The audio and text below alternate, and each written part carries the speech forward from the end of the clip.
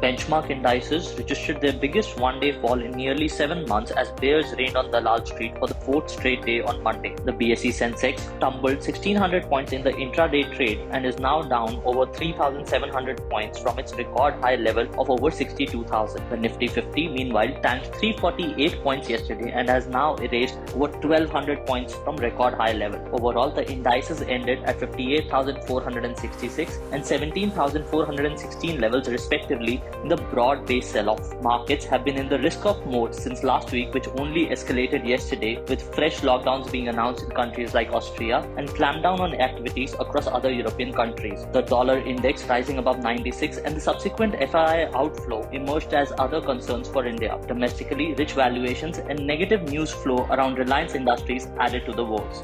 Going forward, tech charts suggest more pain ahead for equity investors in the near term as key support and resistance zones shift downwards. Let's go to Business Standard's Avadhut Bakkar to know key levels for Sensex and Nifty. The week started with a negative note wherein BSE Sensex corrected almost 1200 points and Nifty corrected 500 points. Such a negative and a decisive move has broken the crucial support neckline of head and shoulder pattern, which obviously indicates a negative downside. A breakdown below 59,000 and 17,800 level for Nifty, for Sensex 59,000 indicates a rally that could see 57,000 for Sensex and 17,000 for Nifty. On a flip side, unless Sensex do not conquer 59,900 levels and Nifty 70,850 mark, this negative bias is here to stay for some more time.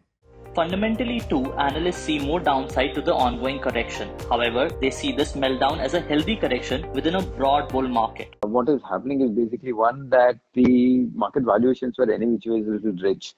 And absence of strong FI flows, we were expecting some amount of market to kind of either consolidate or correct. Now that it is happening, my sense is basically that this is a welcome correction because we have seen a great bull run. Always these kind of corrections are very, very healthy in a bull market.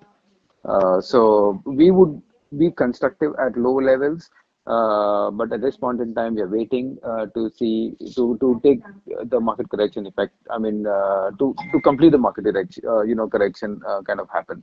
Jigar Shah, Chief Executive Officer at Kimint Securities India, also feels road ahead for Indian equities won't be too bumpy over the medium term as FII inflow may resume in 2022. India, he says, will be able to attract foreign flows next year as China's attraction has reduced over time.